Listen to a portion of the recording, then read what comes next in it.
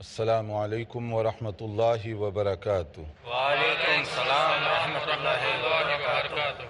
الحمد للہ رب العالمین والصلاة والسلام علی رسولہ الکریم وعلی آلہ وصحبہ اجمعین ومن تبعہ بإحسان الی یوم الدین، اما بعد۔ عقیدے اور ایمان کے حوالے سے گزشتہ لیکچر میں بعض باتیں بتائی گئی تھیں کہ عقیدے کی بنیاد پر ہی سارے اعمال کی قبولیت کا دار و مدار ہے۔ اگر آدمی کا ایمان درست ہوگا تو اس کا عمل قبول ہوگا، اور اگر اس کا ایمان کمزور ہو جائے تو کوئی اعمال آخرت میں اس کے کام نہیں آ سکتے۔ اس بنیاد پر ہم کہہ سکتے ہیں کہ ایمان کی حیثیت یہ فاؤنڈیشن کی ہے، یہ بنیاد ہے، اور اس پر جو عمارت بنے گی، فاؤنڈیشن جتنا مضبوط ہوگا عمارت اتنی ہی مضبوط ہوگی، اور اگر فاؤنڈیشن کمزور ہو جائے تو ساری عمارت کمزور ہو سکتی ہے۔ ایمان اور عقیدے کی اتنی اہم بحث کے باوجود بہت سارے مسلمان بھی ایسے ہیں جو ایمان کی بہت بیسک بنیادی باتوں سے بھی واقف نہیں ہیں۔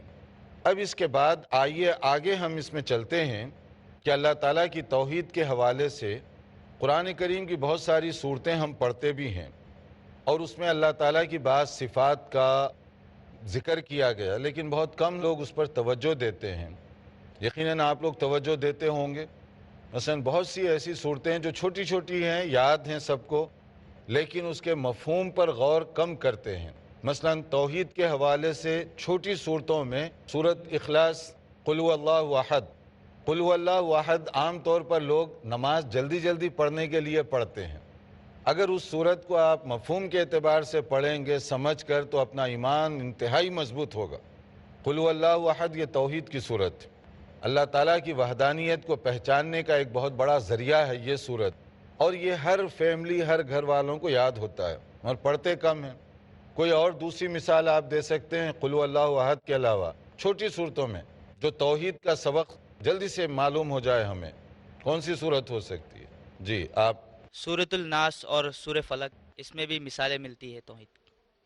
بے شک اس میں بھی اللہ تعالیٰ کی توحید کا بھی ذکر ہے، مگر یہ دو صورتیں عام طور پر معوذتین کے نام سے مشہور ہیں۔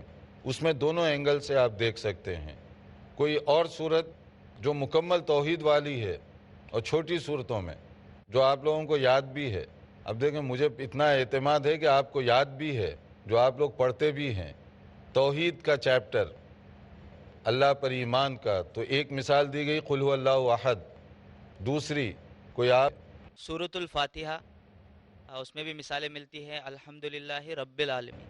سورۃ الفاتحہ، سورۃ الفاتحہ میں مختلف چیزیں ہیں، لیکن اس میں شروع ہی ہو رہا ہے الحمد للہ رب العالمین الرحمن الرحیم مالک یوم الدین۔ یہ سب اللہ تعالیٰ ہی کی حوالے سے یہ باتیں ہو رہی ہیں۔ اور کوئی صورت؟ جی آپ بولیں۔ سورۃ الکافرون۔ ماشاء اللہ، سورۃ الکافرون یہ ایک ایسی صورت ہے جو عموماً ہم لوگ پڑھتے ہیں۔ فجر کی سنت میں سورۃ الکافرون پڑھنا یہ مسنون ہے۔ پہلی رکعت میں سورہ کافرون اور دوسری میں سورہ اخلاص، دونوں توحید والی صورتیں ایمان باللہ سے تعلق رکھتی ہیں۔ قل یا ایھا الکافرون لا اعبد ما تعبدون، لا اعبد ما تعبدون۔ تو یہ اللہ تعالیٰ کی توحید، اسی کے حوالے سے یہ صورت چل رہی ہے۔ تو اب آپ دیکھ رہے ہیں کہ وہ چھوٹی صورتیں جو عموماً ہم نمازوں میں پڑھتے ہیں ان میں کتنی توحید ہے، اللہ تعالیٰ پر ایمان کے حوالے سے کتنی باتیں بتائی گئیں۔ اگر کچھ اور نہ صحیح، نماز میں پڑھی جانے والی چھوٹی صورتوں کے بھی ترجمے کو ہم سمجھ لیں گے تو کافی حد تک ایمان کو ہم سمجھ لیں گے، شرک سے بچ جائیں گے۔ لیکن ہم لوگ عام طور پہ ان صورتوں کو پڑھتے ہیں نماز جلدی ختم کرنے، کیونکہ چھوٹی ہے، ایزی ہے، جلدی جلدی پڑھ لو۔ اگر اس کے معنی پر غور کریں گے تو اللہ کی محبت سے دل بھر جائیں گے، اس لیے اس کو تھوڑا سا سمجھ کر بھی پڑھنے کی ضرورت ہے۔ اب دیکھیے اللہ تعالیٰ کی توحید کے حوالے سے چند اصولی باتیں ذہن میں رکھیں۔ مثلا آپ نے بھی بہت سے لوگوں کو کہتے ہوئے سنا ہوا ہے کہ اگر میں یہ کوشچن کروں کہ اللہ تعالیٰ کہاں ہے، ایمان باللہ کی بات ہو رہی ہے، تو ایک ذہن میں کوشچن آتا ہے کہ اللہ کہاں ہے؟ آپ کیا جواب دیں گے؟ اللہ کہاں ہے؟ عرف عام میں ہمارے ہاں ایک جواب ہے، اور آپ کوئی اور جواب دینا چاہیں، مثلا آپ کوئی جواب؟ اللہ عرش پر مستوی ہے۔ اللہ تعالیٰ عرش پر عرش پر مستوی ہے۔ ماشاء اللہ. الرحمن علی العرش استوى، سورہ طٰہٰ آیت نمبر 5. سورہ طٰہٰ کی آیت نمبر 5 وہ بتا رہی ہے کہ اللہ کہاں ہے. اور عام طور پر لوگوں کا جو جواب ہوتا ہے کیا ہوتا ہے؟ وہ اللہ تعالیٰ ہر جگہ موجود ہے، اللہ تعالیٰ ہر جگہ موجود ہے. تو یہاں سے تھوڑی سی مسٹیک ہو رہی ہے. قرآن کہہ رہا ہے کہ اللہ تعالیٰ عرش پر ہے، ہمارے ہاں عام طور پر ہے کہ ہر جگہ موجود ہے. اس کو ذرا سا ایسے سمجھنے کی ضرورت ہے کہ اللہ کی قدرت ہر جگہ ہے، اس کا کنٹرول ہر چیز پر ہے، اس کا علم ہر چیز پر حاوی ہے، اور وہ عرش پر ہے. یہ صحیح طریقہ ہوگا. اللہ تعالیٰ عرش پر ہے مگر اس کی قدرت کنٹرول ہر چیز پر ہے. بغیر کنٹرول کے کوئی چیز نہیں ہے، بغیر علم کے کوئی چیز نہیں ہے. تو علم کے اعتبار سے، کنٹرول کے اعتبار سے، پاور کے اعتبار سے ہر چیز اس کے کنٹرول کے نیچے ہے. لیکن وہ خود کہاں ہے؟ عرش پر ہے. اب یہاں پر عرش کے بارے میں ایک یہ ہوتا ہے کہ الرحمن علی العرش استوى، کہ اللہ تعالیٰ عرش پر مستوی ہے. عرش پر ہے تو کیسے ہے؟ بیٹھا ہوا ہے، کھڑا ہوا ہے، کیا کر رہا ہے؟ ایک ہو سکتا ہے نا. لیکن توحید کے مسئلے میں بہت چوکنا رہنے کی ضرورت ہے، کیونکہ شیطان کہیں سے بھی آ سکتا ہے. تو الرحمن علی العرش استوى کے بارے میں امام مالک رحمۃ اللہ علیہ سے ایک بار کسی نے پوچھا تھا، تو انہوں نے کتنا خوبصورت جواب دیا. انہوں نے جواب دیا الاستواء معلوم والکیف مجہول والسؤال عنہ بدعہ، کہ استوا کیا ہے وہ تو کامن سینس ہے، سمجھ میں آتی ہے بات. عرش پر ہے، سمجھ میں آ گیا. لیکن کیسے ہے ہم اس کی اگزامپل تو نہیں دے سکتے، کیونکہ عرش کو تو ہم نے دیکھا نہیں ہے. عرش کو کوئی چیئر سے، کوئی تخت سے، کسی چیز سے ہم مثال تو نہیں دے سکتے، کیونکہ اللہ کا عرش اس کی شان کے مطابق ہے. اس لیے انہوں نے کہا کہ اس کی کیفیت اس کو ہم نہیں بیان کر سکتے، اور اس کے بارے میں سوال کرنا یہ بھی ایک بدعت کی علامت ہے کہ جس چیز کی ضرورت نہیں، اللہ عرش پر ہے فل اسٹاپ. کیسے ہے، کیا ہے، وہ ہمیں نہیں معلوم. اس میں ایک دوسرا نقطہ ذہن میں رکھیے کہ بعض لوگ یہاں سے غلطی کر جاتے ہیں. ایک جو قرآن کریم کا ایک اصول ہے، لیسا کمثلہ شیء، لیسا کمثلہ شیء، یہ سورہ شورى کی آیت نمبر 11 ہے. یہ بھی اصول ہے، قاعدہ ہے. اللہ تعالیٰ جو ہے دنیا میں مخلوق کے ساتھ کسی کی مثال اللہ کے لیے نہیں دی جا سکتی. مثلا اللہ دیکھ رہا ہے، میں بھی دیکھ رہا ہوں، تو کیا اللہ تعالیٰ میری طرح دیکھ رہا ہے؟ لیسا کمثلہ شیء، اس کی طرح اگزامپل نہیں دی جا سکتی، کیونکہ میں دیکھ رہا ہوں مگر اس دیوار کے پیچھے میں نہیں دیکھ سکتا، اور اللہ تعالیٰ ہر چیز کو دیکھ رہا ہے. تو فرق ہوا نا میرے اور اللہ کے دیکھنے میں. میری جو دیکھنے کی قوت ہے وہ لیمیٹڈ ہے، اور اللہ تعالیٰ کے پاس کوئی لمٹ نہیں ہے. اسی طرح اللہ سن رہا ہے، میں بھی سن رہا ہوں، لیکن میرے سننے اور اللہ کے سننے میں بہت فرق ہے. اللہ تعالیٰ ایسے سن رہا ہے کہ ایک کوئی چھوٹی سی چیز، کوئی چھوٹی سی بات ہو جائے تو وہ بھی وہ سن رہا ہے، چھوٹی سی آواز وہ بھی سن رہا ہے، لیکن میں تو ایسا نہیں سن سکتا. تو فرق ہو گیا. اس لیے اللہ تعالیٰ کے بارے میں یہ مثال دینا کہ وہ میری طرح دیکھ رہا ہے، میری طرح سن رہا ہے، یہ غلط ہو جائے گا. تو قرآن کریم سورہ شورى کی یہ جو آیت ہے، ہمیشہ یہ اصول کے طور پر یاد رکھیے. قانون ہے یہ توحید کا کہ لیسا کمثلہ شیء، کہ اس کے بارے میں کوئی مثال نہیں دی جا سکتی، مخلوق کی مثال نہیں دی جا سکتی. اللہ سن رہا ہے جیسے اس کی شان ہے، وہ دیکھ رہا ہے جیسے اس کی شان ہے، اس کے مطابق وہ دیکھ رہا ہے. ہم اس کی کوئی اگزامپل یہاں نہیں دے سکتے. تو اب اللہ تعالیٰ کے بارے میں بعض لوگ جو ہے اللہ کی جو صفات ہیں اس میں اپنی طرف سے ایکسکیوزز، تعویلات، مختلف چیزیں کرنے کی کوشش کرتے ہیں. ہمیں ان چیزوں میں جانے کی ضرورت نہیں ہے. جو چیز جیسے بتائی گئی اس کو اسی طرح سے قبول کریں تو ہمارا ایمان زیادہ درست اور سالم ہوگا. اب آئیے ہم اسی ڈیٹیل میں چلتے ہیں تاکہ بات ذرا کھل بھی جائے اور جلدی جلدی بھی آپ سمجھنے کی کوشش کریں، کیونکہ توحید اور ایمانیات کا چیپٹر بہت اہم بھی ہے اور بہت ہی حساس بھی ہے، بہت سینسیٹیو بھی ہے. اس لیے اس کو سمجھنے کی ذرا زیادہ ضرورت ہے. توحید کے چیپٹر کو ہم فار ایزی انڈرسٹینڈنگ 3 حصوں میں تقسیم کرتے ہیں، 3 کیٹیگریز. توحید کی 3 قسمیں بنا لیجئے تاکہ بات بہت آسانی سے سمجھ میں آئے. ایک ہے توحید الوہیت، نمبر 1. نمبر 2 توحید ربوبیت.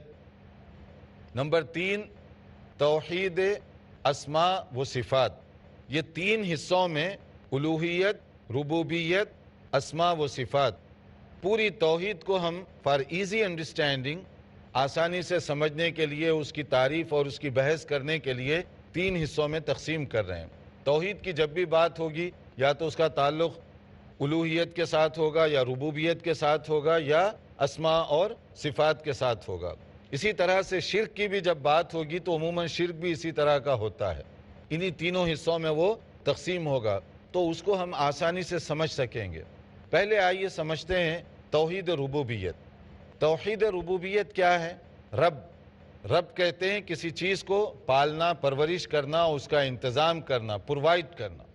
تو الحمدللہ رب العالمین، عالمین کا رب کون ہے؟ اللہ تعالیٰ ہے۔ توحید ربوبیت کے بارے میں شروع میں ہی آپ دیکھیں گے کہ قرآن کریم جہاں سے شروع ہوا وہیں سے وہ بات کہی گئی۔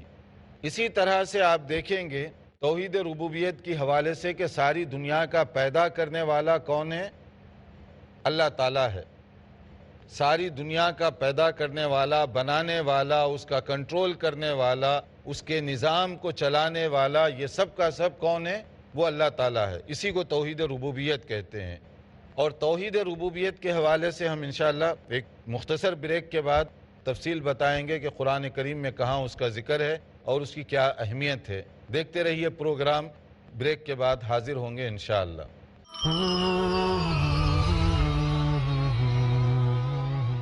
بریک کے بعد آپ کی خدمت میں حاضر ہیں۔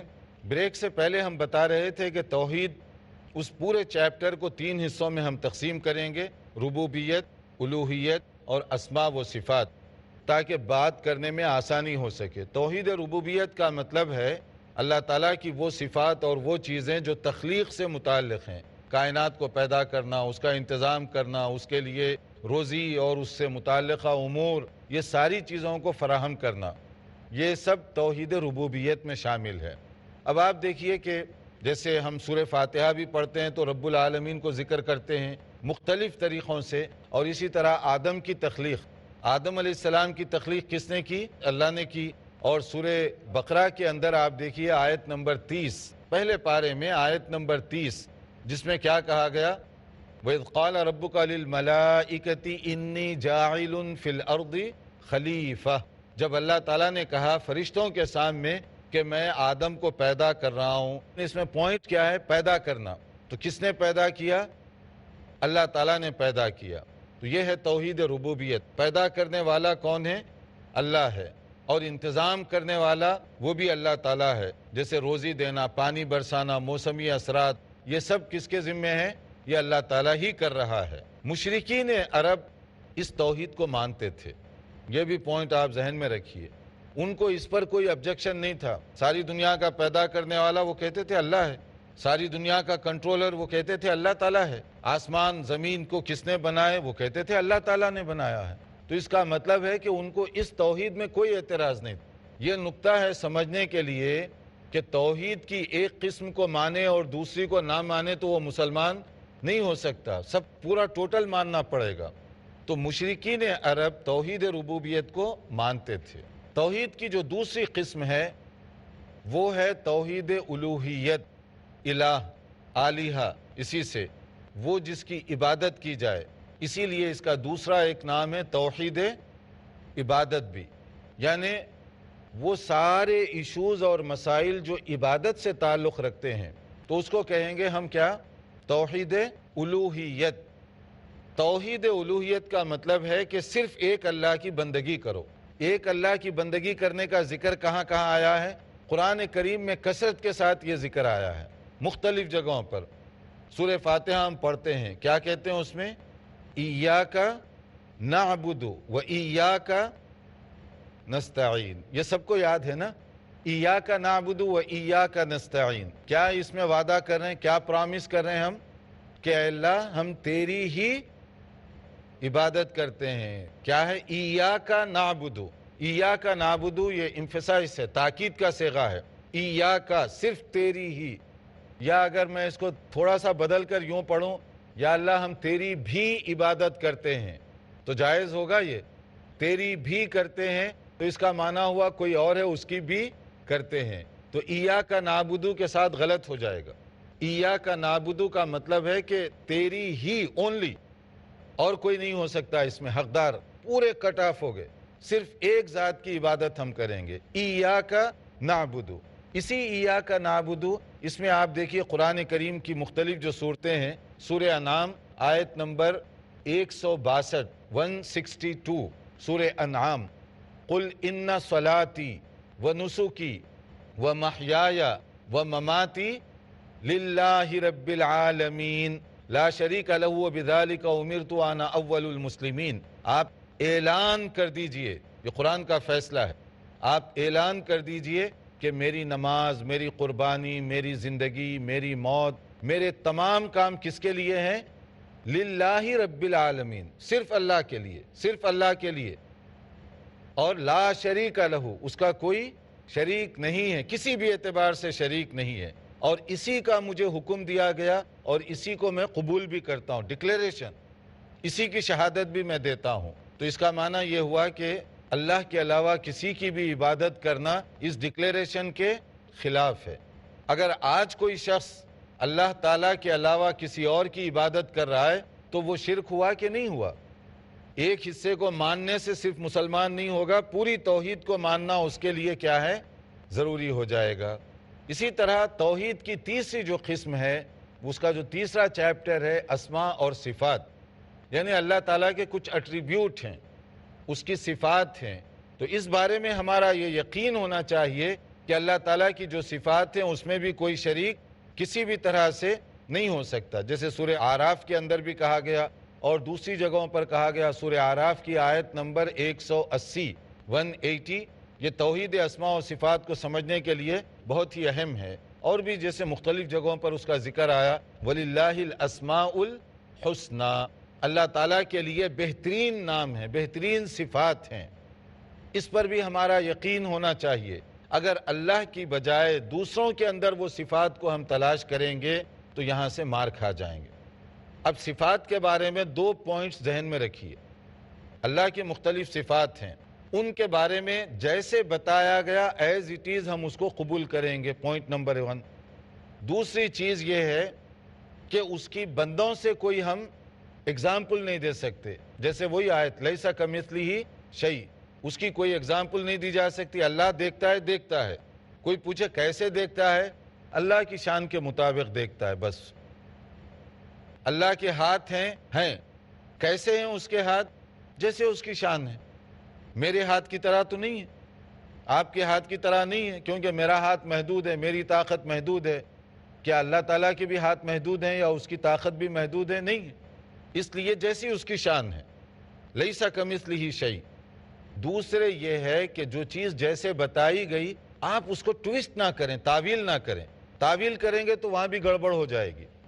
اب تعویل کیا ہوتی ہے؟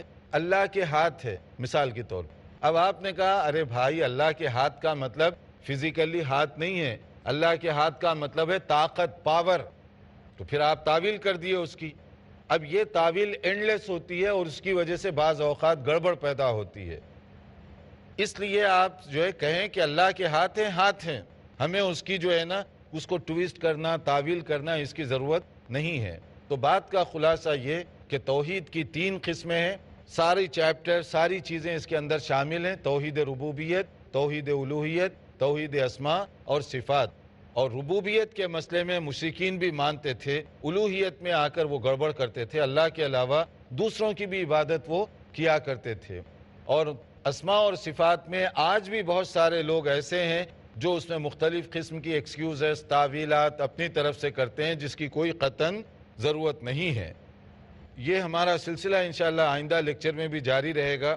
چونکہ وقت ہو رہا ہے اس کو یہاں پر ہم روکتے ہیں، اور آپ لوگوں کے اس بارے میں اگر کوئی سوالات ہوں تو پہلے اس کو کر لیجئے. جی آپ کچھ پوچھنا چاہتے ہیں؟ السلام علیکم. وعلیکم السلام. جیسا کہ آپ نے فرمایا کہ اللہ عرش پر ہے، دوسری جگہ پہ قرآن میں یہ ہے وَهُوَ مَعَكُمْ أَيْنَمَا كُنْتُمْ، اللہ وہاں پر ہے جہاں پر بھی تم ہو. اس کا مطلب ذرا سمجھا سکتے ہیں؟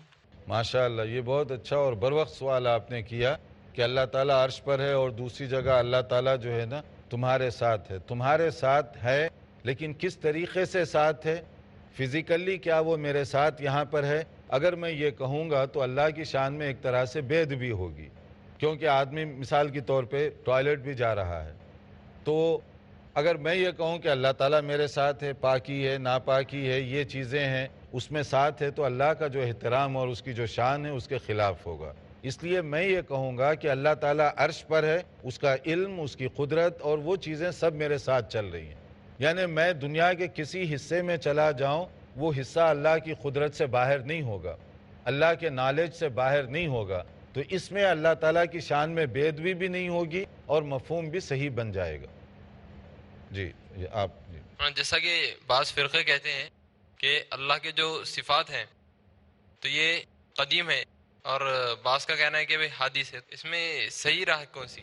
ماشاء اللہ، دیکھیے اصل میں ہمارے ہاں یہ غلط فہمی یہ ہو گئی کہ توحید کو بھی لوگ علم کلام اور منطق سے سمجھنے کی کوشش کیے، حالانکہ توحید کو جو ہے قرآن مجید سے سمجھنا چاہیے، علم کلام سے، فلسفے سے، منطق سے توحید کو جنہوں نے سمجھا ہے وہ ہمیشہ بہت سی غلطیاں کیے، الٹ پلٹ ہوتا رہا، حتیٰ کہ یہاں بعض دینی مدارس میں بھی توحید کو سمجھانے کے لیے منطق فلسفے سے سہارا لیا جاتا ہے، یعنی اللہ کی توحید کا مسئلہ اتنا سمپل ہے کہ ہم قرآن کے سہارے کے بعد کسی اور کی ضرورت نہیں محسوس کرتے، اس کے بجائے اگر ہم توحید کو سمجھیں منطق اور فلسفے سے تو یہ ساری گڑبڑ اور یہ سب چیزیں پیدا ہوتی ہیں۔ اللہ تعالیٰ کی جو صفات ہیں وہ قدیم ہیں یا بعد میں پیدا ہوئی؟ ہم کہتے ہیں کہ شروع سے ہے۔ اگر اللہ تعالیٰ کی صفات بعد میں پیدا ہوئی تو اس کا معنی آپ کو یہ ماننا پڑے گا کہ کچھ چیزیں نہیں تھیں بعد میں آئیں، تو اس کا مطلب کوئی نقص تھا نا۔ مثال کے طور پہ آپ کے پاس ڈگری نہیں تھی، سمجھ لیجئے کہ 2 سال پہلے ڈگری آئی، تو 2 سال پہلے آپ کیا تھے؟ کمزور تھے تعلیمی اعتبار سے، ڈگری نہیں تھی، بعد میں ڈگری آئی تو آپ کمپلیٹ ہو گئے۔ تو اگر اللہ کے پاس بھی کوئی کمی تھی بعد میں پوری ہوئی تو اس وقت اللہ تعالیٰ کیا ناقص تھا؟ اس کی کمزوری تھی۔ اس لیے ہم کہیں گے کہ اللہ تعالیٰ کی جو صفات ہیں وہ ہمیشہ ہمیشہ سے ہیں، ہمیشہ رہیں گی۔ یہاں پر وقت ہوا ہے ہمارے پروگرام کو روکنے کا، انشاءاللہ تعالیٰ یہ سلسلہ ہم جاری رکھیں گے، دیکھتے رہیے ہمارا پروگرام، انتظار کیجئے اگلے لیکچر کا تاکہ توحید کے جو اہم مسائل ہیں اس میں ہم کور کر سکیں۔ والسلام علیکم ورحمۃ اللہ وبرکاتہ۔